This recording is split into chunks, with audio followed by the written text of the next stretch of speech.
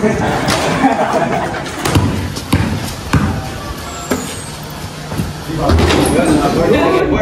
lagi.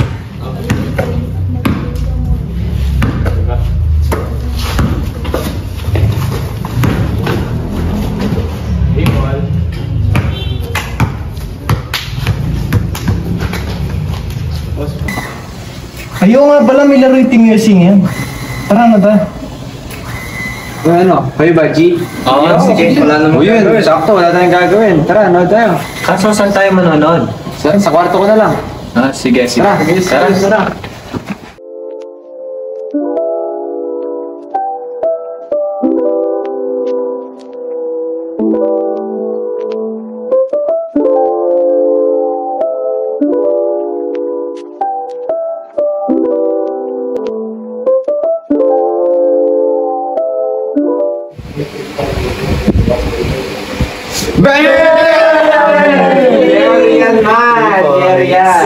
Yan man!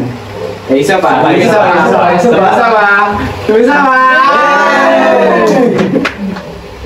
Wala na, MVP na to, MVP na. Night na to, night. Night na to. Nabaliw na. Ben! Night na. Ay, dadalawin ito eh.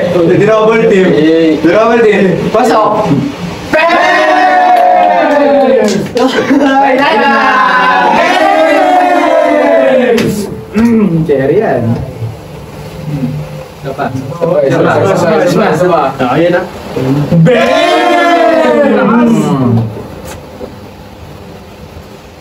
Isa pa yan. Night.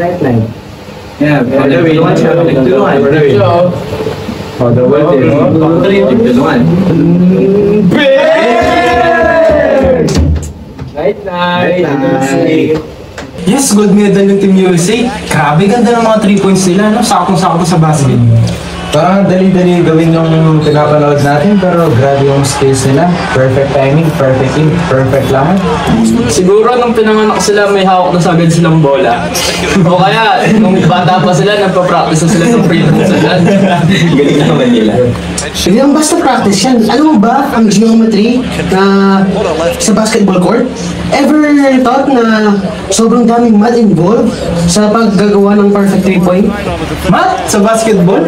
Akala ko basta ma-shoot lang, okay na eh. Wait lang, Alfred. Gusto mong sabihin, may ibang angles pa to? Or ibang ano ba sa akin? Angles, oo. Pero meron pang iba. Pansinin mo yung 3-point line sa both end ng court? Napansin mo ba yung shape niya? Hindi siya straight line. Curve siya, parang hyperbola. Hyperbola? Ano yun?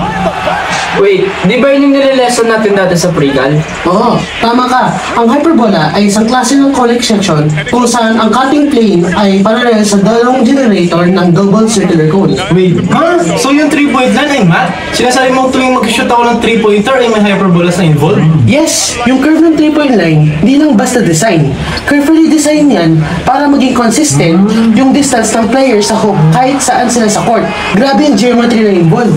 So, ibig sabihin kapag nag-aaral ako ng hyperbolas, magsisimula na ako mag-drain ng mga trees tulad ni Stan. Nadaling ko na yung geometry textbooks mo sa gym. Pwede rin. Pwede maging mas matalino ka sa game. Pero hindi po sure kung maayos na yun yung jump shot mo. Pero totoo, sobrang nakaka-appreciate yung mga long shots. Long range shots, knowing na base sila sa conic sections tulad ng hyperbolas. Wait lang, so ibig niyong sabihin, kailangan ko muna mag-aral ng pre-calculus bago ako mapaglaro ng basketball? Kaya pala di ako mapag-shoot ng threes, kulang ako sa math credits. Hindi naman gano'n niyan. Pero kung gusto mo taas ang grade mo, makakatulong yun. Sa bagay, goods na rin. Bagsak rin kasi yung mga grades ko eh. Makakatulong na rin yan. Grabe ang wild. Akala ko dati 3-point line nandyan lang para pahirapan tayo. It turns out, it's all about sweet math. Hyperbolas? Sino mag-aakala nun? Oo nga eh, no? Sino mag-aakala may connection pala yung nililesson natin na pre-calculus sa totoong buhay? At hindi lang yung 3-point line. Pansinin mo yung arc ng shot. Parabola yan. Isa pang conic sections tuwing tina-target nila. Nagka-calculate pa nga sila ng perfect arc eh. Para lang mapashoot yung Wait, meron pa? So, sinasabi mo mga secretly mga math geniuses pala sila na bawat slam dunk, bawat 3-pointer, nagsasolve sila ng mga complex equations sa utak nila. Exactly! Solving problems in real time. Ang ginagawa nila, precision, timing, at understanding ng geometry. Ng game ang labanan dito. Well, chills para sa Team USA. Ang master ng hyperbolas, parabolas at lahat ng conic sections. At para sa atin, dahil natuklasan natin sikreto ng gold medal. Cheers para sa math sports! Dahil siguro mag-aakala sila na mag-geek out tayo tungkol sa hyperbolas habang nanonood ng basketball. Cheers! Yeah, what he really wants to do is play.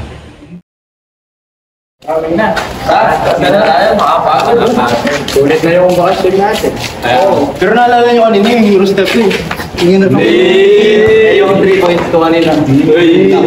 Sumalak ka. Di ba natin yung sa klase yun? Sino kasi yun? Nasi pangalan mo? Girls! Ano ba na? What's the tea? Nakita niyo na ba sa social media yung about kay Arshad Nadim? Grabe, ang galing niya. Arshad Nadim? Girl, who's that? Is he someone you know? No, seryoso? Hindi mo siya kilala? Here off, he's the first Pakistani to achieve gold medal for his country. He made history talaga for Pakistan. Legit ba? Galing naman niya. Oh, girl, ang sports na sinalihan niya is javelin throw. Ang challenging kaya nun. Javelin throw? Parang ngayon ko lang narinig yung sports na yun ah. Ano ba yun? Basically, yung sports ng javelin throw is parang spear yun. Halos 2.5 meters ata ang haba doon. The Olympians throw it as far as possible. The farther you throw the javelin, the greater chances you have in winning. Oh, that's nice. Anyways, did you guys know na involved ang parabola sa javelin throw? What?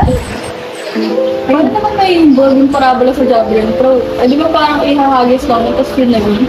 Oo nga, hinagis mo lang sa malayo tapos okay na yun. No, it's not easy to throw a spear sa mahabang height.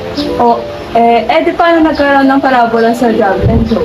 Sa javelin throw kasi, para kang mag-throw ng ball but this time it was a spear in the air. Tataas siya and bababa and then magpo-form siya in a shape of parabola.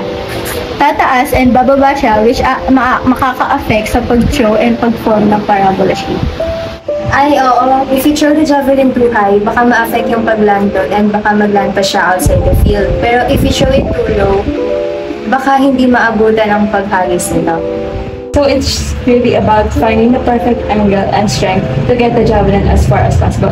Thanks sa parabola, napapalayo and mas concise ang layo na malalanding ng javelin. Kaya pala challenging siya. Maghagis ka na lang ng stick, hindi pumat ka pa. Ay nako, match everywhere talaga. Di ko alam na without parabolas, parang wala palang mangyayaring sport na javelin throw. Ang tataas din ng mga javelin. I know, right? Conics are everywhere talaga. Thanks for watching!